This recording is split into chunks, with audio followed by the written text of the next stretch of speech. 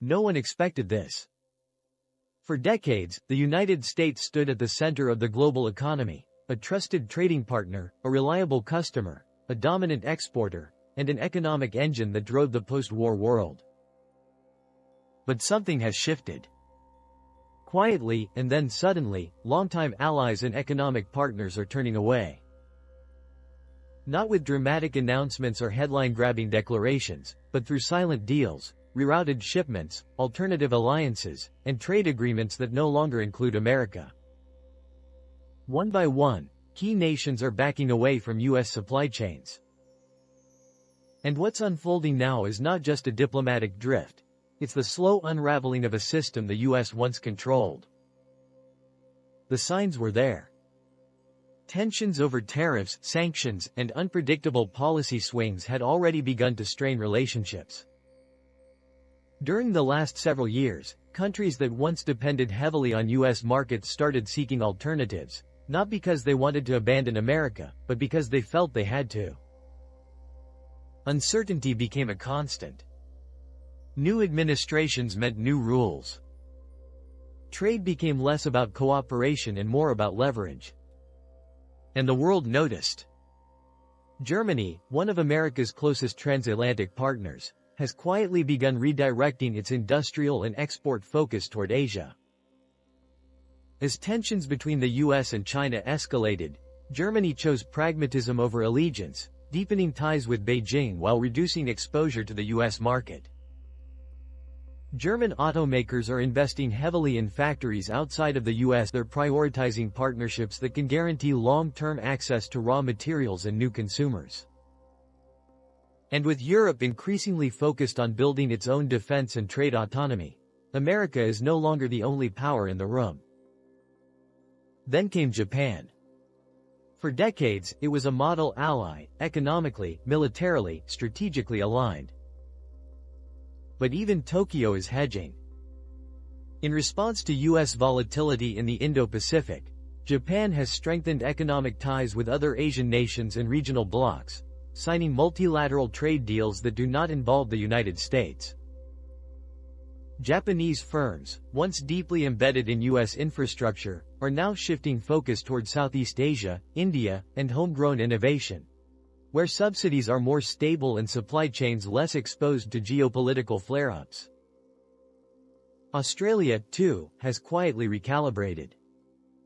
While still a member of the US-led security architecture, it is diversifying its trade at record speed. Faced with rising tensions between the US and China, Canberra is rebuilding bridges with Beijing, re-engaging with regional partners, and investing in its own manufacturing independence. American influence in the Pacific is no longer taken for granted. And in trade terms, Australia is increasingly behaving like a country that understands the US might not be a permanent pillar.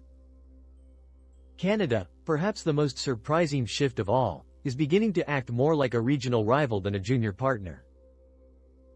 Amid trade disputes, softwood lumber battles, automotive tensions, and political disagreements, Ottawa has expanded its network of trade deals far beyond the U.S. sphere. It's investing in infrastructure that bypasses traditional north-south routes, opening more ports to Europe and Asia. And Canadian exporters, especially in agriculture, energy, and critical minerals, are actively seeking clients outside the American market. What once was a relationship built on mutual dependency is slowly becoming one of guarded distance. And then there's Brazil, the economic engine of South America. Long viewed as a secondary partner, Brazil is now repositioning itself as a global broker. It's strengthening ties with China, deepening its leadership in South-South cooperation, and actively supporting BRICS-led trade alternatives. The U.S., once a key export destination, is becoming less relevant in Brazil's foreign trade strategy. With new trade corridors forming across the Atlantic and Pacific, Latin America's largest economy is no longer looking north for validation or markets. What's most alarming is that these shifts are not happening in isolation. They are systemic. They reflect a broader recalibration of trust.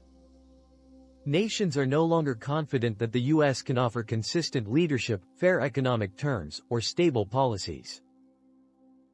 From sanctions that affect allies, to abrupt treaty withdrawals, to internal dysfunction that delays trade approvals, America has become harder to work with. And the world is adapting. Meanwhile, new power centers are emerging. China is spearheading massive trade initiatives like the Belt and Road, building infrastructure, financing ports, and signing long-term supply deals. The European Union is pushing forward with its own green industrial policy, offering incentives to keep production and technology inside its borders. And regional alliances, from the African Continental Free Trade Area to ASEAN, are expanding, integrating, and replacing what used to be bilateral U.S. trade relationships with multilateral regional strategies. For the American economy, the consequences are beginning to unfold. Exporters are facing new tariffs, quotas, and regulatory barriers. U.S. companies that once thrived on global integration are watching deals slip away. Domestic industries that relied on foreign investment or markets are struggling to pivot. And behind the scenes, the dollar, long considered untouchable, is being challenged as countries explore alternative currencies for international trade. Even American allies are quietly building systems that can function without the U.S. financial transaction networks, satellite infrastructure, energy exchanges, and digital payment systems are being designed with resilience in mind. Resilience from U.S. pressure, surveillance, or disruption. It's not that the world is turning hostile. It's that the world is preparing for a future in which America is not necessarily at the center. This shift will not happen overnight. Trade ties are deep and complex. But the direction is clear. America is no longer seen as the only game in town. The gravitational pull of its economy, once irresistible, is weakening. And in its place is a world rediscovering how to trade, grow, and thrive, without Washington. For U.S. policymakers, the wake-up call has arrived. But reversing the trend won't be easy. Trust, once broken, is hard to rebuild. And the global economy doesn't pause. As new agreements are signed and new alliances are forged, America risks being left out of the very system it helped create. Behind closed doors, Washington is beginning to panic. Internal reports from the Commerce Department and trade advisory panels point to a reality that few are willing to say out loud. America's influence is waning, not from confrontation, but from irrelevance. Trade summits that once revolved around U.S. priorities now proceed without American input. New digital corridors, shipping lanes, and commodity exchanges are being planned in regions where U.S. trade delegations are merely observers, not architects. Take the example of rare earth elements, vital materials used in everything from smartphones to electric vehicles to missile systems. For years, the U.S. assumed its economic and military partners would ensure a stable supply. But now, as China tightens control and nations like Indonesia, Congo, and Bolivia sign exclusive deals with non-U.S. buyers, Washington is realizing that it no longer holds the cards. The same applies to semiconductors. While billions are being invested domestically to catch up, Taiwan, South Korea, and even the Netherlands have quietly shifted priorities to serve a wider, more diverse pool of partners, not just the U.S. And as American supply chains unravel, a new question arises. Can the U.S. adapt fast enough to survive a world that's no longer willing to wait for it? The trade architecture of the 20th century was built on American exceptionalism.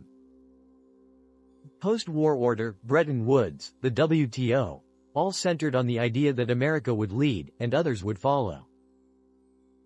But that model no longer works in a multipolar world where loyalty is replaced by leverage, and where resilience means having options. Especially options that don't depend on Washington's approval. Meanwhile, inside the U.S., industries are being pulled in opposite directions. Agricultural producers are losing contracts as Asian and European buyers source from more stable regions. American tech companies are being hit with digital taxes and regulatory walls in markets that were once wide open. Energy firms, once dominant in global liquefied natural gas exports, are now facing competition from state-subsidized projects in Qatar, Russia, and East Africa. The message from foreign governments is clear: we'll still trade with you, but only when it suits us, not because we have to. Even military trade, once a tool of guaranteed alignment, is being redefined. Countries like Turkey, Saudi Arabia, and India are diversifying their defense suppliers, purchasing from Russia, China, and local manufacturers. American weapon systems, once a marker of strategic loyalty, are now one of many options. And with each alternative purchase, U.S. defense contractors lose leverage and the political capital that comes with it. At the same time, the moral authority the U.S. once carried in trade negotiations has faded. Accusations of hypocrisy, promoting open markets while engaging in protectionism, are no longer whispered. They're broadcast openly in diplomatic halls. Critics point to subsidies, abrupt sanctions, and regulatory weaponization as proof that the U.S. plays by its own rules, even when demanding compliance from others. And in this environment, America's economic voice is losing its weight not because it's silent, but because fewer are still listening. Back home, the consequences are building. The American middle class, once sustained by global demand for U.S. goods, is beginning to feel the squeeze. Factory towns that were promised revival through global exports are instead watching shipping volumes decline. Ports like Los Angeles and Houston are seeing a shift, not just in traffic numbers, but in who's docking there and why. In some cases, it's Chinese ships unloading foreign goods into American markets with little reciprocity. In others, it's American containers leaving half empty, a visual metaphor for the imbalance that's growing with every passing quarter. And while the government attempts to contain the damage through tariffs, trade wars, and incentives, many of these actions only accelerate the unraveling. Retaliatory measures have made the USA less attractive trade partner. Compliance burdens and visa restrictions are pushing away talent, not attracting it. And every new delay, every new policy misstep, reinforces the belief among allies and rivals alike: the U.S. is becoming a less stable part of the global economic system. In boardrooms from Berlin to Sao Paulo, the calculus is shifting. Risk managers now weigh American unpredictability as a serious liability. Trade strategists factor in Washington gridlock, regulatory overreach, and the possibility of sudden sanctions. And in the age of AI, automation, and decentralized markets, speed and flexibility matter more than legacy power. In this new world, the question is no longer, what does America want? But, do we even need America anymore? These are not merely fluctuations in economic graphs. They are tremors, early warnings of a deeper collapse.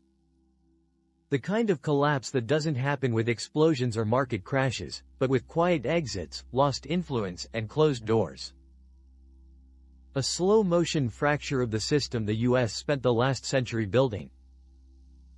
And as new alliances strengthen and old ones slip away, the consequences will be generational. Young entrepreneurs in South Korea, Nigeria, and Brazil are building their futures with less concern for the American market. Logistics networks are being rewired. Trade languages are shifting. Capital is flowing elsewhere. The center of gravity is moving. And this is still only the beginning.